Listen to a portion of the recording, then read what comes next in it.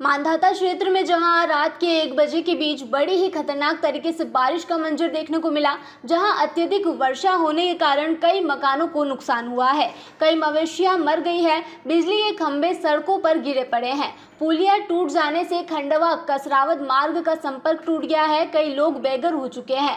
पुनासा प्रशासन टीम इस स्थिति से निपटने में लगा हुआ है। वहीं पुनासा एसडीएम चंद्र सिंह सोलंकी द्वारा नवलगांव, रिचफल, धमनगांव, अन्य गांवों में अधिकारी होन गांव-गांव पहुंचकर मुआवना कर रहे हैं। हालांकि कुछ लोगों का नुकसान जरूर हुआ है। आपको बता दें कि ग्राम रिचफल, नवलगांव, गुर्जरखेड़ी, धमनगांव, अटूट खास व समस्त मांधाता क्षेत्र के उचित गांव बाढ़ से काफी प्रभावित हुए।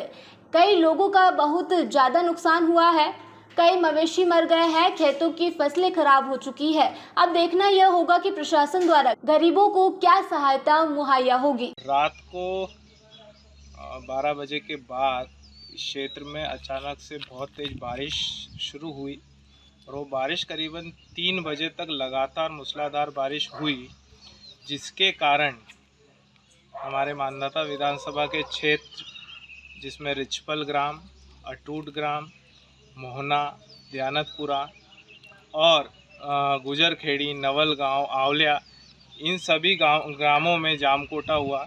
यहाँ सभी ग्रामों में अति वर्षा के कारण कई जगह पर घरों को नुकसान पहुँचा है, कई जगह पर मवेशियों को नुकसान पहुँचा है, कई जगह पर फसलों को नुकसान पहुँचा है।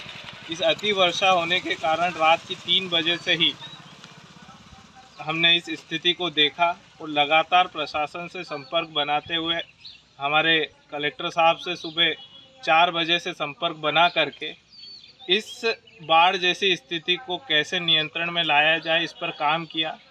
कलेक्टर साहब ने सुबह 4 साढ़े 4 बजे के करीब इंदिरा सागर बांध के टरबाइनों को बंद करवा के ओमकारेश्वर बांध में जो टरबाइन है उनको चालू करवा के वाटर लेवल को नियंत्रण में लाने की पूरी कोशिश करी और उसके कारण जो रिलीफ हुआ, उसके बाद जब हमें पता पड़ा कि क्या क्या नुकसान हुआ तो रिचपल में भी कई मकान ढहा गए, कई मवेशियां यहाँ पर पानी में नदी में डूब जाने से मृत्यु हो गई। इसके अलावा अटूट में भी कई घरों में पानी घुस गया, क्योंकि अटूट में दोनों साइड नदियाँ होने के कारण, दोनों नदी उफान पर आने के कारण घरों में पानी भरा गया। बड़ा टांडा में, बड़ा टांडा अटूट खास का जो बड़ा टांडा है उसमें भी अति वर्षा होने के कारण पूरे गांव में पानी भरा गया। वहाँ सब स्थिति का जायज़ा लेते हुए अभी कलेक्टर साहब को मैंने अवगत कराया है कि कहाँ पर फसलों का नुकसान हुआ है और कहाँ पर मवेशियों का नुकसान हुआ है। किसानों के लिए और जहाँ जहाँ भी नुकसान हुआ है हमारे कलेक्टर साहब ने पूरे प्रशासन को लगा दिया है और वे सभी ग्राउंड पर आकर अभी एक्टिव हैं और पूरा जो सर्वे बना रहे हैं, सर्वे कर रहे हैं। इसके बाद जो भी नुकसान की भरपाई शासन द्वारा की जाएगी उसका आगे प्रोसेस कर रहे हैं।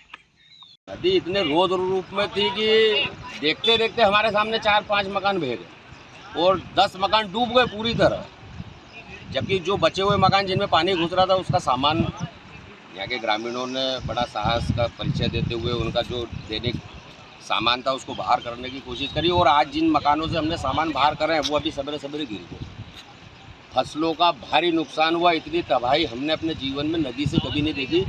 आप ये फसल देखिए, सामने कपास की फसल इतनी मेहनत करके किसानों ने पूरी गर्मी में बोई और आज यहाँ पे पूरा इस पट्टी में यहाँ से नहीं वहाँ नवलगांव तक की यही हालत है। रिचपल से ही मतलब नहीं, पीछे की हालत देखो आप, ये गोडाउन, ये जेसीबी मंजर आप देखो कि डंपर यहाँ से 1 किलोमीटर दूर चले गए, ट्रैक्टर पलट गए, जेसीबी चली गई, फेवर मशीन चली गई। मतलब लगभग मैं मानता हूँ कि कम से कम 10 से 12 करोड़ रुपए की हानि इस बाढ़ ने कर दी और लोग बेघर हो गए हैं। किसान तो बिल्कुल रोड पे ही आ गया है, जिसके खेत में से निकल के गया।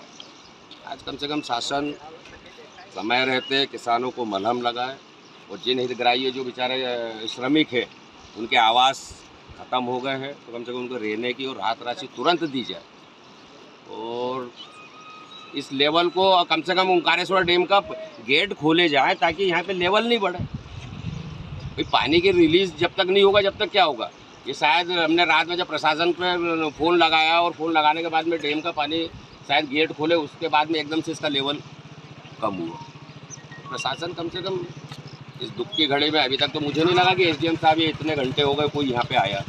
पुलिस जरूर दिखी हमें और पटवारी जरूर दिखी, बाकी तो कोई भी नहीं दिखा। कोई जिम्मेदार, इतनी बड़ी घटनाएं हैं, जिम्मेदार अधिकारी तक तो कलेक्टर ने विजिट करना थी, जबकि 2 बजे के लाइव वीडियो है, खबर सबको है। प्रशासन यहाँ आके मौका मुआयना तो करे। मवेशी मरे गए, बंदे बंदे 6-7 मवेशी मर गए, 8 मवेशी।